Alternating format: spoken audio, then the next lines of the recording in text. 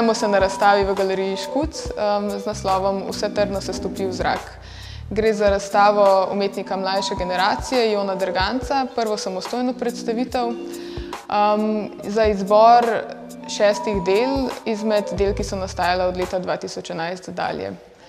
V delih Jona Derganca na tej razstavi je ves čas prisotno na nek način razgrajevanje fotografskih konvencij in tudi njihovih učinkov, se pravi uporaba fotografskih sredstev, ki preprečuje in vztrajno razgrajuje vsa oprijemališča, ki bi jih gledalec lahko uporabil za svoj vstop ali pa razumevanje fotografije.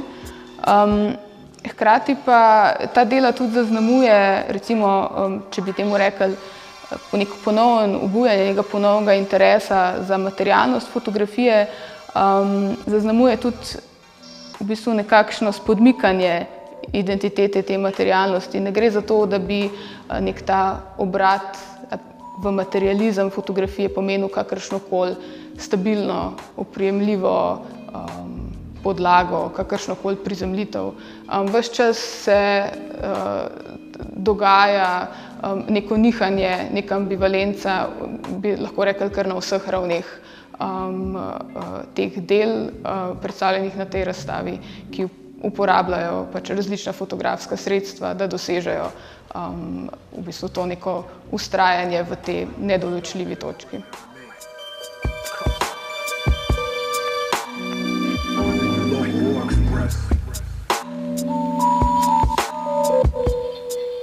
Razstavo nekako odpira delo Brezna oziroma serija analognih črno-belih fotografij, ki jih je Jon Derganc posnel leta 2011 in na nek način serija še ni zaključena. Gre za serijo, ki si prizadeva za neko skrajno nepolitizirano fotografsko reprezentacijo travmatičnega zgodovinskega dogodka povojnih pobojev na Slovenskem. To reprezentacijo pa izpelje prek soočenja materialnosti kraškega Brezna z materialnostjo analogne fotografije. Kraško Brezno v tej seriji fotografij nastopa kot naravni objekt, katerega bistvo je prav to, kar manjka, torej praznina, ki se na nek način na fotografiji, analogni fotografiji zabeleži ravno kot odsotnost svetlobe, ki rezultira na nek način svojem nasprotju, ko je fotografsko reprezentirano, torej to, kar je bila prej prazna luknja, neka globina, na fotografiji funkcionira kot črna, nasičena površina fotografije. Na nek način se v tej seriji izpostavi, oziroma v samem centru, kjer bi želeli projicirati, kjer bi želeli kot gledalci pogledati najglobje, tudi v relaciji do samega dogodka, ki naj bi bil reprezentiran, se pokaže neka limita, oziroma je uporabljena neka sama limita fotografije, ki postane material te fotografske reprezentacije. Torej, zgodovinski dogodek je v tej seriji reprezentiran ravno skozi mesto, kjer fotografija naleti na svojo limito. Kar pa pomeni tudi, da ni reprezentiran tak, kot se je zgodil takrat, ampak, kot pravi tudi on sam, kot obstaja v sedanjosti skozi svojo odsotnost. Ta fotografska serija Brezna izpostavi še en aspekt, ki je prisoten pri ostalih delih na razstavi, in sicer pozornost za materialnost same fotografije, ki se pokaže ali pa stopi v ospredje ravno takrat, ko se na nek način spodnese ta reprezentacijska moč ali pa zmožnost fotografskega medija. Ne bi pa rekla, da te fotografije recimo tendirajo k temu, da bi zdrsnile v čisto abstrakcijo.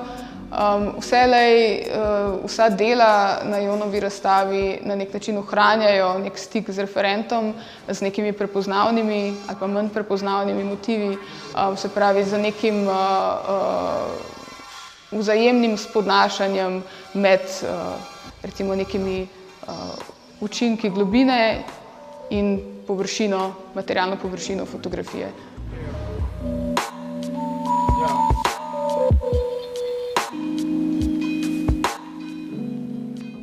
bolj se mi gre za neko dvojnost, za neko recipročnost znotraj same fotografije. Torej, da fotografija ostane čista, celostna, je fotografija, ne? Ni nek sestavek, ni multimedijsko delo, ni niti fotomontaža, je čista fotka, ampak skozi motiv, skozi kadriranje,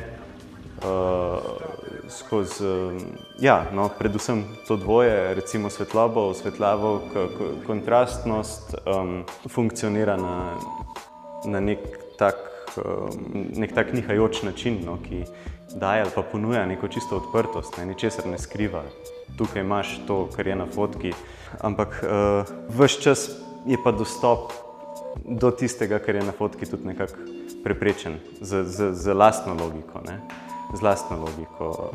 Naprimer, če gremo na specifičnem primeru Brezen, je to ta praznina ali črnina ali polnina ali kakor hočeš v sredini, ne, tega zelo jasno zarisanega koščka narave. Hecanje, kako te zadeve nastanejo, naprimer, če govorim čisto o nastanku, ne, pokrajin.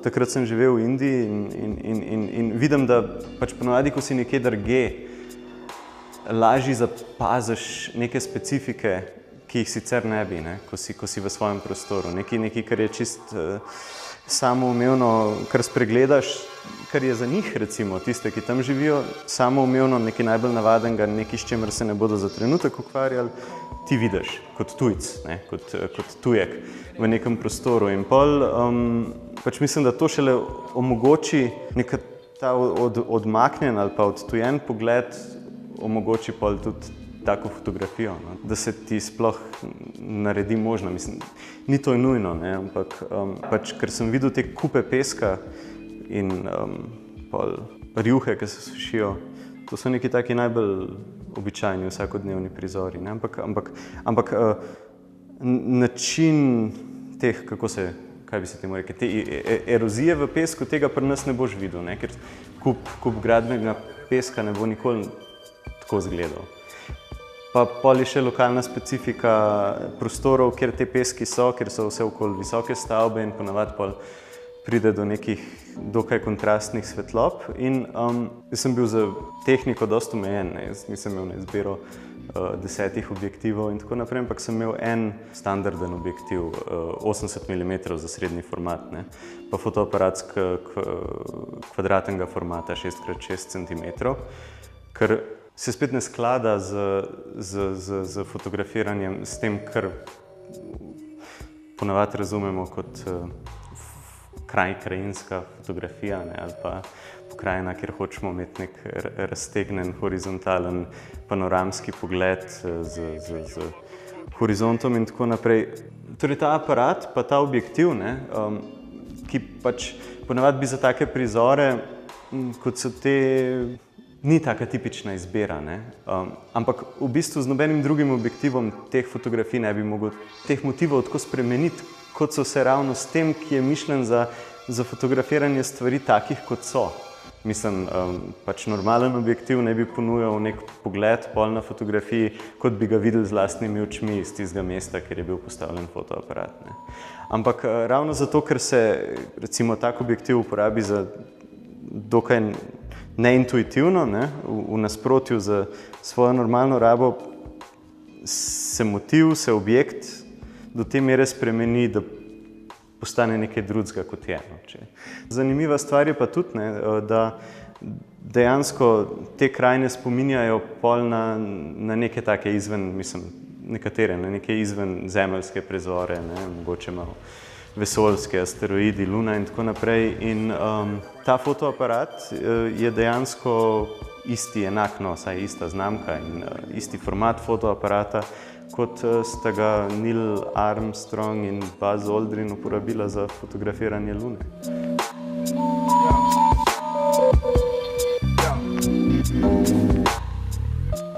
Naslov razstave Vse trdno se stopi v zrak nekako odpira dve možni vstopni točki v problematiko, ki Jona Derganca zanima.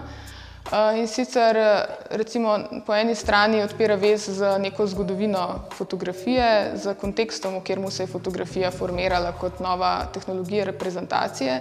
To je v bistvu kontekst modernizacije, kar je tudi nekaj, na kar se Marx, od katerega pač ta citat "Vse trdno se stopi v zrak" je povzet. Zdaj, seveda ta naslov ne izraža tega, da bi pač razstava bila osredotočena na marksistično teorijo ali pač na Marxa ali kakorkoli. Bolje vzeti v bistvu ta metafora, ki jo Marx uporabi za neke procese modernizacije, je vzeta v bistvu kot eno izhodišče za razmišljanje o nekem družbenem, ekonomskem, zgodovinskem kontekstu fotografije same kot medija. Po drugi strani je to tudi ena metafora, ki se pogosto uporablja v sodobni umetnosti v relaciji do digitalizacije, do procesov in posledic digitalizacije, kar je zagotovo tudi en aspekt fotografije, katerega se Derganc v svojih delih na tej razstavi dotakne, zlasti z postavitvijo v zadnji sobi, ki jo je pripravil posebej za to razstavo.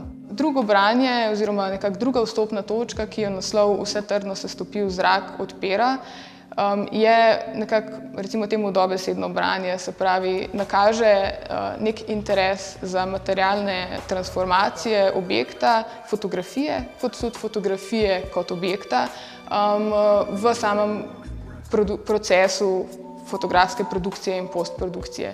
Se pravi, ta nek aspekt materialnih transformacij in procesov in materialnih specifik fotografije je pač za Derganca zelo pomemben.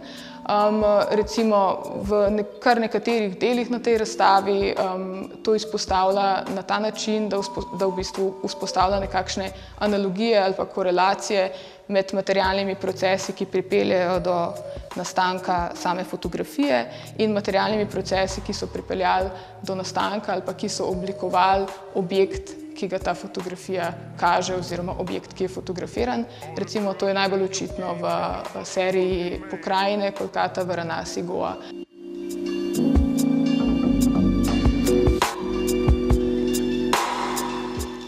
Zdaj, na nekaterih fotografijah se dogaja tudi določeno sprevračanje motiva, se pravi v primeru diptiha kota imamo opravka z motivom, ki je prazen kot, nek arhitekturni element, prazen kot sobe, ki je fotografiran centralno, direktno, najbolj na narekovajih neposredno, kot bi lahko bil. Je pa sam motiv tisti, ki v bistvu nekako spodnese to direktno fotografsko naslavljanje, se pravi, se začne zvračati, ne more biti več neka prostorska oporna točka, kot smo vajeni, da naj bi kot v prostoru funkcioniral. Hkrati se zgodi tudi to, da v bistvu fotografija seveda začne funkcionirati kot objekt v prostoru, na nek način naleti na neko mejo ali pa nek problem svoje reprezentacijske zmožnosti, kar je spet ena izmed specifik Dergančevih del, vztrajno testiranje limite fotografske reprezentacije in pa hkrati nekako instrumentalizacija teh limit ali pa uporabljanje teh limit za to, da v bistvu sestavi svoje delo ravno kot to blokado za gledalčevo investicijo. Na razstavi smo soočeni z deli z različnimi materialnimi, recimo, specifikami. Nekaj fotografij je analognih, tudi analogno razvitih, pač klasično ukvirjenih, nekaj fotografij je prilepljenih direktno na steno, opravka imamo tudi z recimo nekimi digitalnimi skeniranji analognih negativov, ki so pretvorjeni v svetlobni objekt, pravi v lightbox, in pa celo z eno prostorsko instalacijo, svetlobno prostorsko instalacijo, ki jo je on pripravil posebej za to razstavo. S tem delom Dnevna svetloba Wolfram probam še najbolj na nek drugačen način kot do zdaj ali pa kot z drugimi deli ukvarjati z neko podobno tematiko, z nekim vprašanjem fotografije o fotografiji, kako fotografija funkcionira, kako se podobe ustvarjajo. Predvsem recimo da ta postavitev, ta inštalacija tudi med drugim za moje pojme predstavlja neke vrste okvir, kjer bi se podobe lahko ustvarjale. Ampak izhodišče za ta poskus, ki je zame res poskus, ker tovrstnih stvari pred to razstavo še nisem delal, je bilo bolj neko razmišljanje eno je bilo o svetlobi ali pa o luči in kako iz tega narediti neko delo, neko umetniško delo in da sem prišel da sem videl neko potencialno možnost za to. No, do tega sem pa prišel skozi neko razmišljanje o monokromu še najbolj bi mogel reči. Torej o vprašanju, torej ne izhodiščno o tehničnih zadevah, ampak ker vedno mogoče to ni videti v samih delih, ampak vedno nekako v ozadju, v glavi imam to misel o monokromu, kako bi se dal zdaj še vedno ustvariti nek monokrom. Jaz tudi študiral sem slikarstvo in mogoče bi bila to neka zadeva, ko bi bil vesel, če bi mi ratala. No, ampak to je bilo izhodišče in potem sem videl potencial v tem, da obstajata te dve standardni temperaturi svetlobe, ki se jih ponavadi uporablja pri snemanju ali pa v fotografskih študijih. Torej tungsten, katerih tungsten luči ali wolframove luči imajo barvno svetlobo 3200 kelvinov, kar mi poznamo kot topla svetloba. Dejanske žarnice, ki so tukaj, so pa CFL, torej Compact Fluorescent neonke, ki so skalibrirane, da se skladajo z vsemi drugimi potencialnimi wolframovimi žarnicami, ki bi se uporabljale na snemanju ali pa pri fotografiranju. Torej so color matched, barvo reproducirajo 95 ali nad odstotkov natančno, verno. Oblikovane ali pa izdelane so prav za namen digitalne produkcije podob. Potencial za nastanek te inštalacije sem pa videl v tem, da obstajata te dve osnovni standardni temperaturi, ki se uporabljata, torej daylight in wolfram. Včasih smo imeli filme, ki se jih je splošno dalo kupiti skalibrirane na daylight, to je 5500 kelvinov. To je temperatura svetlobe sonca ob 12. in wolfram 3200 kelvinov topla. In to, da obstajata te dve svetlobi, ki se standardno uporabljata, mi je potem nekako odprlo pot za postavitev neke te svetlobne inštalacije ali pa inštalacije z lučmi, ravno zaradi te razlike.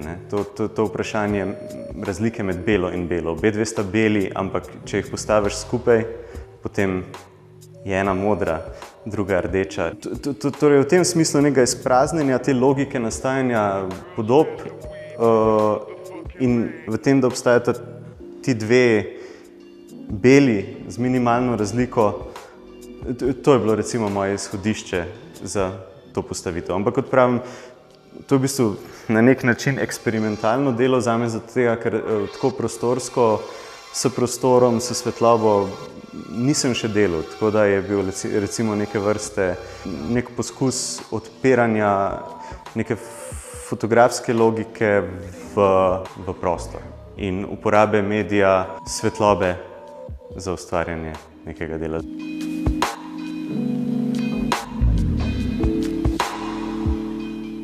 Zdaj, vsi ti neki različni materialni prenosi in transformacije fotografskega objekta in same fotografije kot objekta so v bistvu zelo natančno konceptualizirani v Jonovih delih. Se pravi, ni nekih naključnosti ali odvečnosti ali pa nekih samoumevnosti, kadar je fotografija spremenjena v lightbox, je to z enim zelo posebnim ali pa recimo natančnim razlogom. Tako da v bistvu na nek način niti ne bi govorili na tej razstavi, da v bistvu gre za fotografije, morda rajše, da gre za dela, ki uporabljajo fotografska sredstva v nekem zelo razširjenem smislu. Se pravi, recimo fotografski aparat ali pa so sistem, ki vključuje tako neko fotografsko opremo, materialne procese, skozi katere fotografija kot podoba ali pa kot to, kar ponavadi smatramo za fotografijo, nastane, materialne procese samih objektov, ki so fotografirani in v končni fazi tudi projekcije in pomene, ki jih gledalec recimo na te fotografije pripenja oziroma projicira. Lightbox. Tukaj gre za pač nasprotno, kot mogoče na prvi pogled dostikrat zgleda, čeprav nekateri vidijo, da je dejansko to en motiv. Ne gre za fotomontažo, ampak gre za pač tako straight fotografijo, če bi temu tako rekli, izgorelega papirja, ki leti v zrak. Istočasno pa funkcionira ta papir, ta leteč papir, ki v bistvu se dviga, pada naenkrat, kot luknja. Ampak, mislim, zanimivo mi je predvsem spet ta neka napetost, ki se dogaja med tem, a je luknja, a je prosojno, ali je polno, ali je prazno, a je površina, ali je globina in potem, kako se pač vse skupaj začne zamikati, ne? Kaj pride naprej, kaj pride nazaj. Sprva pogledamo, vidimo neko tako dosti jasno podobo, ne? Okno v svet, še osvetljeno je, svet se kot nebo. In zato se mi tudi zdi pomembno, da je lightbox, ravno zaradi motiva, ravno zato, ker je motiv, zdajle se ne spomnim druga, tako osnoven, lahko tudi banalen, lahko nek tak stock foto motiv, ne, brez flekov, ampak pol ga pa te fleki razrežejo, ne, na nek način in potem se mi zdi, da se začne dogajati to notranje gibanje, ki ne dovoli nekega sidrišča, neke jasne pozicije, recimo gledalcev, ampak ohranja čeprav na nek, kako se reče, mirujoč način to dinamiko znotraj samega sebe. No. To je tukaj nekako namen. In pač ta svetloba pa pomaga seveda poudariti to razdvojenost, ne, ker pač toliko bolj pridejo do izraza te črnine. Zato se mi tudi zdi, da ta motiv ne bi funkcioniral kot navadna fotografija, da je mogel biti tudi zadaj osvetljen, da ga oživi in da mu omogoči to neko samo blokado. Na nek način funkcionira podobno kot brezna, ne.